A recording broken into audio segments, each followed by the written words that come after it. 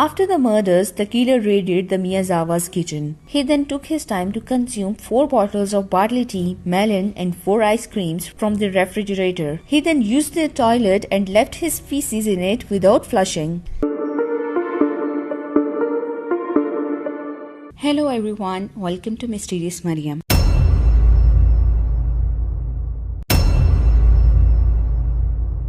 Mikio and Yasuko Miyazawa were happily married. Mikio Miyazawa, the 44-year-old patriarch of the family, was working for Interband. His fellow employees described him as the kind of guy that got on well with everyone. Definitely not the sort of person to make enemies. Yasuko Miyazawa, the family's 41-year-old mother and wife, was very much the same, seen as kind and compassionate by everyone. She was a tutor that spent a lot of her time with the couple's 2 children, 8-year-old Naina and 6-year-old Ray. Naina was in the 2nd grade. She was playful, she was fun, she enjoyed and was very active in soccer and ballet. Ray, the youngest of the family, had a speech impairment which had been causing the family a fair amount of stress. Mikio and Yasuko had moved in the neighborhood of Setagaya in the western suburbs of Tokyo in 1990. At the time, this housing development was numbered in the hundreds with over 200 families, and it was nice enough area to raise a family. This house of Miyazawa's was a shared building that was split into 2.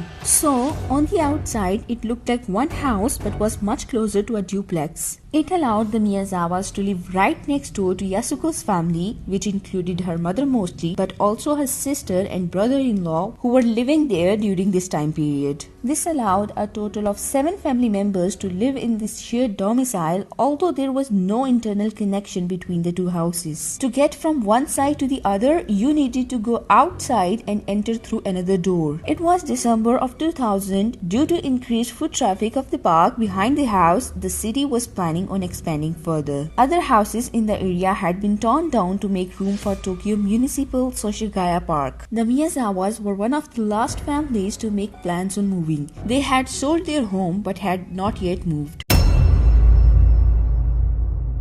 At 10:40 am on December 31st, 2000, Yasuko's mother, who was living right next door, tried to call her daughter on her phone. Their phone had been disconnected and there was no activity in the house. She decided to go inside the house to have a check on the family. She unlocked the front door of their house and made a gruesome discovery. The body of her son-in-law, Mikio, laying at the bottom of the stairs, covered in blood from multiple stab wounds. She continued up the stairs and found the body of her daughter covering her dead granddaughter. Ray's body was laying on a bunk bed in the adjacent bedroom. The attack was ferocious. Part of the sashimi knife's blade was found in Mikio's head. Yasuko was stabbed so viciously in her chest and head that her bones were visible. Police were immediately called and there was a load of creepy pieces of evidence that the killer had left behind. Investigation of the crime scene by the Tokyo Metropolitan Police Department concluded that the family had been murdered on December 30 to 31 at around 11:30 p.m. to 12:05 a.m. midnight. An analysis of Mikio Miyazawa's computer revealed that it had connected to internet the morning after the murders at 1:18 a.m. I will straightforwardly go into what investigators have concluded about the killings of Miyazawa family by the evidence they found. Tokyo's Metropolitan Police Department believes the killer arrived at home sometime after 11 p.m. He unplugged the phone line before entering the house. The killer entered through the open window of the 2nd floor bathroom at the rear of the house, located immediately adjacent to Soshigaya Park, and gained access by climbing up a tree and then removing the window screen. He then entered Ray's room and used his bare hands to strangle him sleeping in his bed, killing him through asphyxiation. Mikio rushed up the 1st floor stairs after he detected the disturbance in Ray's room. He probably came face to face with the killer, fought and injured the killer until being stabbed in the head with a sashimi knife. Part of the sashimi knife's blade broke off inside Mikio's head. The last victims were mother and daughter who were sleeping together in the attic, accessible by a foldable ladder located on 2nd floor close to the bathroom from where the killer entered. They were stabbed multiple times, mainly in the face and neck area with a broken sashimi knife. The perpetrator then went down to the 1st floor to grab a kitchen knife. Both Yasuko and Naina were alive at this point. While the killer was getting knifed from the kitchen, Yasuko decided to run with Naina. Naina was bleeding heavily. Yasuko used a tissue to cover her wounds. She then took Naina in her arms and tried to carry her down the stairs in an attempt to run away from the house. The killer must have noticed them and delivered the final blow. Both mother and daughter were found crouched with their backs touching. After the murders, the killer raided the Miyazawa's kitchen. He then took his time to consume 4 bottles of barley tea, melon, and 4 ice creams from the refrigerator. He then used the toilet and left his feces in it without flushing. Then he treated his injuries using first aid kits and other sanitary products. And then he very comfortably took a nap on a sofa on the second floor living room. He used the family's first floor computer to surf the internet at 1:18 a.m. and visited a website previously bookmarked by Mikio belonging to Shiki Theatre Company. He also ransacked drawers and papers and dumped them in the bathtub and toilet. He took some money, and let me clear here, this crime was not money motivated because there was much more cash present in the house than what the killer took. While you would think the killer was so comfortable in the house, he must have cleaned all the evidence without leaving any trace. Surprisingly, the killer left 10 of his items behind on the family sofa. The murder weapon, his muffler, hip bag, sweater, jacket, hat, gloves, shoes, and 2 handkerchiefs. And yes, he left his feces behind. He inexplicably lingered at the crime scene for 2 to 10 hours. Investigators were able to deduce several very specific clues to perpetrator's identity, but they were unable to produce or apprehend a suspect. It was determined that the killer had eaten string beans and sesame seeds the previous day after analyzing the feces he left behind in the bathroom. They determined that the clothes and sashimi knife left behind by the killer had been purchased in Kanganawa Prefecture. Police also learned that only 130 units of killer's sweater were made and sold, but they have only been able to track down 12 of the people who bought those sweaters. The remaining 118 sweater owners remained unknown. Trace amount of sand were also found inside the hip bag that the perpetrator left at the scene, which after analysis was determined to come from the Nevada desert, more precisely the area of Edwards Air Force Base in California. Investigators found the killer's DNA and fingerprints throughout the house, but none matched the databases, indicating that the killer did not have a criminal record. Physically, the killer is believed to be around 170 cm tall and of thin build.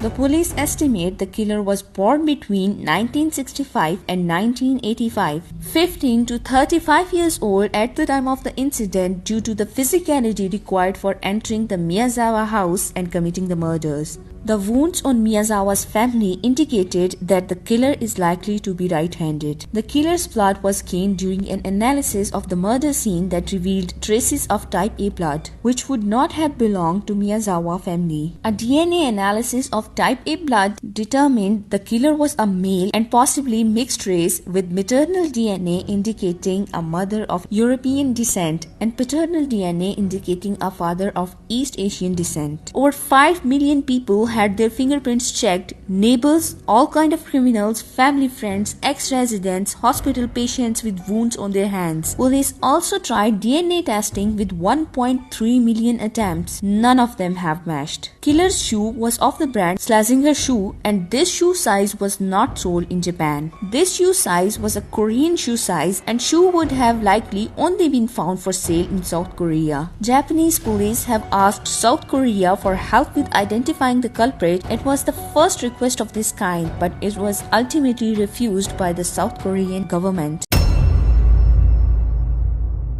No official motive for such mindless, brutal crime has been established, and none of the theories suggested over the years are particularly convincing. But let's go through few of the most talked about theories across the internet. Money.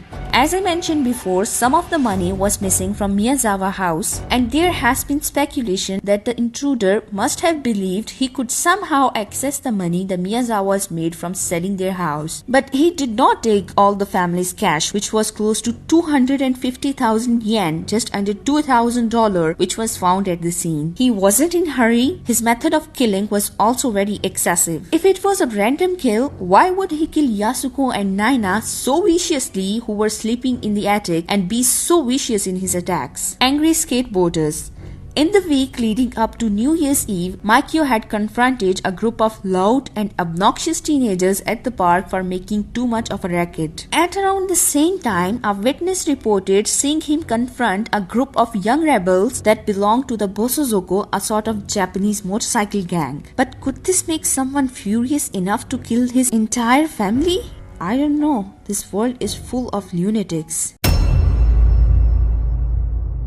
In April 2001, a 2-foot-tall Buddhist statue was found near the Miyazawa house. Police considered it significant because a Jaiso Bodhisattva is considered to be a guardian of dead children. They distributed more than 30,000 flyers featuring a picture of the statue, but nothing came out of that clue. The investigation into the murders of Miyazawa family is among the largest in Japanese history, involving over 246,000 investigators who have collected over 12,545 pieces of evidence. Japan abolished its statute of limitations for murder in 2010, so the case is still ongoing and active. In 2015, it was reported that 40 officers were assigned to the case full-time. In 2019, it was reported that 35 officers are still assigned to the case. Every year, the TMPG makes a pilgrimage to the house for memorial ceremonies. Takeshi Tsuchida, the chief of Seiho police station, was designated as the person in charge of the investigation at the time until his retirement. In 2019, the TMPD announced that the Miyazawa house will be torn down because of its age and risk of collapsing, with the interior already showing signs of deterioration. The move was appealed to by the family and supporters. The house is still standing, representing the horror Miyazawa family went through. There are dozens of boxes containing the family's belongings inside the house that had been returned by police to victims' surviving families. Some of the Miyazawa's furniture still remains, and penciled lines on one wall document the children's growth. Hope is a wonderful thing. It never dies, and there is still one flicker of hope in this case. A research institute in Shizuoka is currently working on establishing a more detailed look of the prep based on the DNA left at the crime scene. As of today, there is still a reward of 20 million yen, which is more than $150,000, the largest in Japanese history, for credible information leading to arrest of the suspect. Let's just hope we get to see the face of this monster. Well, this is where I have to wrap this case up. Tell me in the comment below what's your theory about the motive of this killing. Drop a like if you found this video interesting, and don't forget to subscribe. See you in the next video. Bye.